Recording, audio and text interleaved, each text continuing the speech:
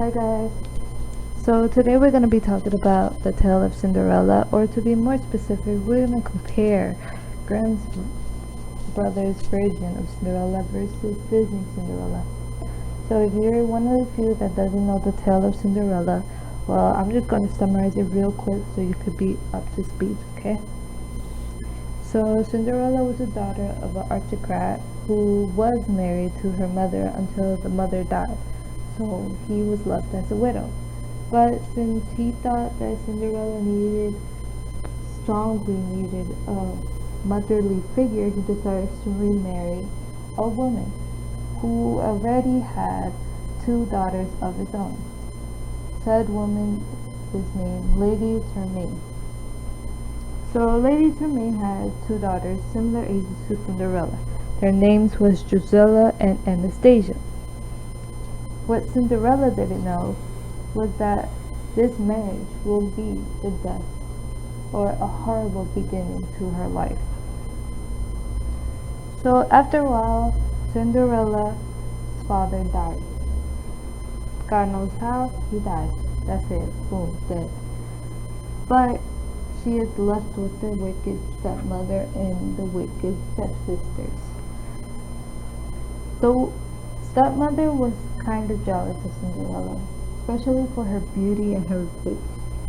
So she didn't want Cinderella to thrive in her life. She didn't want happiness for Cinderella, so she decided to focus completely on her own daughter.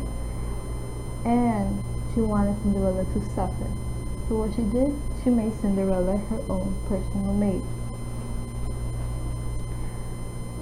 Going forward in the story, there was a party in the kingdom. The prince was trying to look for a wife. So he and his father, the king, decided to invite all the maidens in the kingdom to come to this ball, and whoever he dances with and whoever he picks will marry and happily ever after.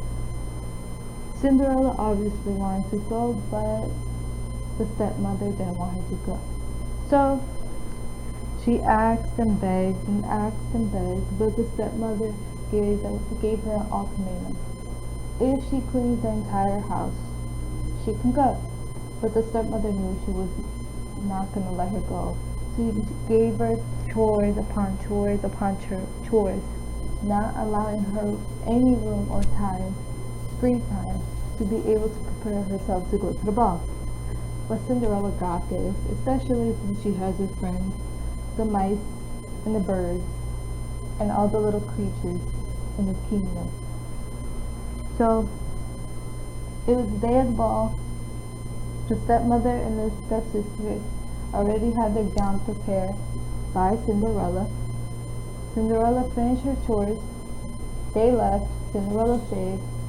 But the mice and her friends decided to give a little treat to Cinderella because she really wanted to go. So what they did is they grabbed an old dress of hers, and they grabbed scraps and beads and whatever was found around left over by her sisters. She created this beautiful dress. Cinderella was very excited because not only was it a part of her mother, but it was a creation of her own. So she was excited. Her stepsisters were excited for her new dress. But when she showed it to her stepmother and her stepsister, they didn't leave yet. They were still at the door. They were vivid. The stepmother pointed out all the things that Cinderella borrowed from her stepsister, and obviously she didn't want her to go to the ball. So the stepsisters decided to destroy the dress, pulling out the pearls, the rags, everything, making Cinderella unable to go to the ball. Cinderella was devastated. She really wanted to go. She really wanted to have a good time, but she couldn't because now she didn't have a dress. So she went out back and started crying. That is when her fairy godmother appeared. Her fairy godmother supposedly was a guardian for Cinderella, So when she saw Cinderella crying, she was like, "Don't worry, girl, I got you." She decided to create a carriage to take Cinderella to the ball. She decided to create horsemen, horses, all from her little creature friends. And finally, she made her beautiful dress, a famous dress. And Cinderella was able to go to the ball and dance with the prince. But the godmother gave her one rule: come back before 12 o'clock. When the clock strikes 12, the magic disappears. You'll go back to the way you were looking before. Obviously, Cinderella didn't worry about it. She was like, I got it. Got you. Don't worry. I'll come back. So she went to the ball, had fun. But when 12 struck, she got scared. So what she did, she ditched the prince. She ran and escaped from the prince, leaving behind the glass slipper, which obviously is going to be the important part of the whole tale. And she just left, went home, and she was happy that she at least got the experience of dancing in the ball. The prince didn't like this situation. He wanted to marry her, he fell in love with her at first sight, but the only thing he had of hers was the glass slipper. So what he decided, which in my opinion was a dumb idea, asked every maiden of the kingdom to try on the glass slipper. Imagine that. The entire kingdom to try one glass slipper. There's so many issues with that. If it was in today's world, fungal situation, nasty feet, sweaty feet, you know the deal. But back then, fairy tale, happy ending, nothing horrible happened. So he did it. He tried every maiden in the kingdom, including the stepsister. So obviously the stepmother liked the idea. Just the prince finds the girl that fits the shoe, he marries her, becomes rich, happy ever after. The stepmother wanted this for her daughter, but she did not want this for Cinderella. So what she did, she forced the stepsisters to wear the shoe. But obviously there was no way they could, because they were not the same feet size as Cinderella. So they tried, it didn't fit. And finally, the guard gave up. He was like, yo, there's another girl up in here that could try on the shoe. The stepmother was like, nah, there ain't. But Cinderella came and she was like, yo, what about me? And stepmother was like, nah. So she grabbed the glass shoe that the guard had and threw it. It broke. There was no way to prove that Cinderella was the princess or the love of the life of the prince. But Cinderella was like, haha, you thought. So she pulled out her own pair of the shoe and she was like, here you go, you could try it.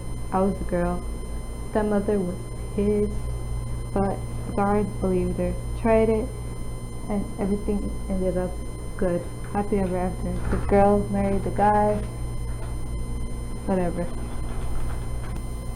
So now we're gonna talk about the Grimm's version, which is completely different from Disney. So obviously there's Cinderella, the girl. Instead of birds and mice, she had pigeons. So in this version, her father does not die, but her mother does.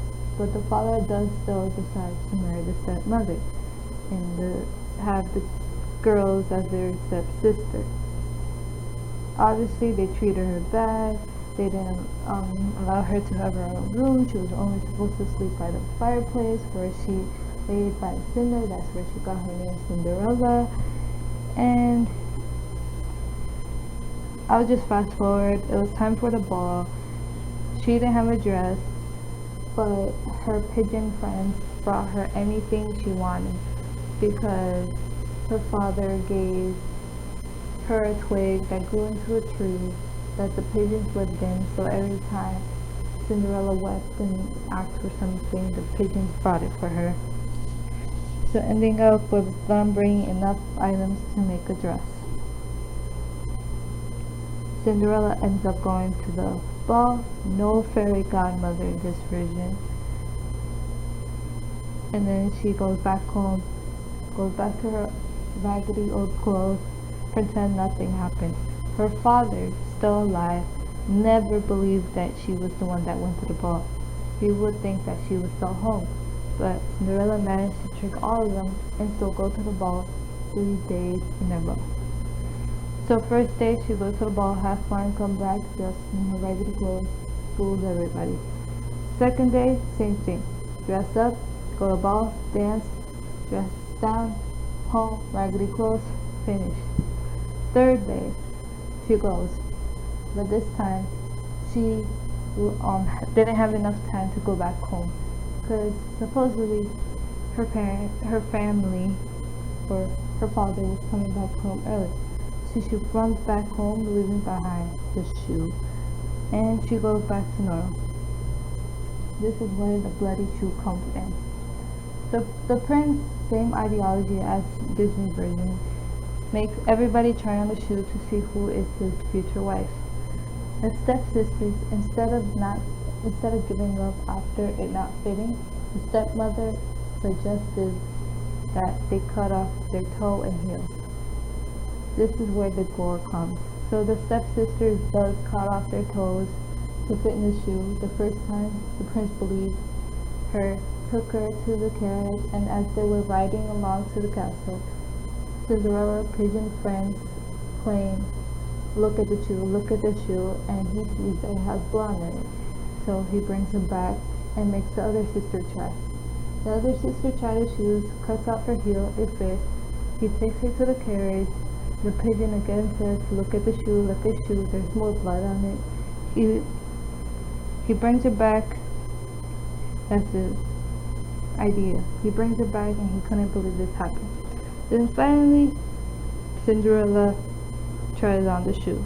There is a little fight in between, but she ends up trying the shoe, just like Disney. It fits. He takes her to the castle. They marry. The pigeon's like, there you go, that's your queen. They marry, happy ever after. But at the end, the pigeons got Cinderella's back. So while the sisters were at the ball, at the wedding, basically, they decided to pick their eyes out, and both of them ended up blind. So, this is where my question comes in. Does the Grimm brothers' tale of Cinderella count as a fairy tale? Well, let's look at the differences and the similarities between the two stories. The differences: Cinderella in Disney, the father died, but in Grimm, he's still alive. Cinderella in Disney had a fairy godmother. Grimm, no fairy godmother, she did everything. Disney, instead of pigeons, there were little birds and mice that helped Cinderella create the dress and everything. Grimm's a pigeon. And the most important part, in Grimm's version of the story, there was no time limit that Cinderella had to come back home. She came back because of her family discovering her, and she didn't want that to happen, so there was no clock or curse or whatever. And then finally, the last different item for both tales was the shoe. There was no blood or bloody encounter in Disney's version, but there is Grimm. So let's look at the similarities. The only similarity that I see is that they both tales, Cinderella ends up happy at the end, married. So, back to the question, does Grimm brothers' tale of Cinderella count as a fairy tale? So according to props function, it kind of does. Grimm's brothers' tale does have a few features of props function, which includes the initial situation, reconnaissance, trickery, villainy, departure, transference, struggle, unrecognized, exposure, recognition, transfiguration, and the wedding. I'll leave a link at the description so you can search what each of them means, but this is just the list approx function for each Grimm Brothers tale in Disney. So now it's up to you. Do you think Grimm's brother counts as a fairy tale? Thank you.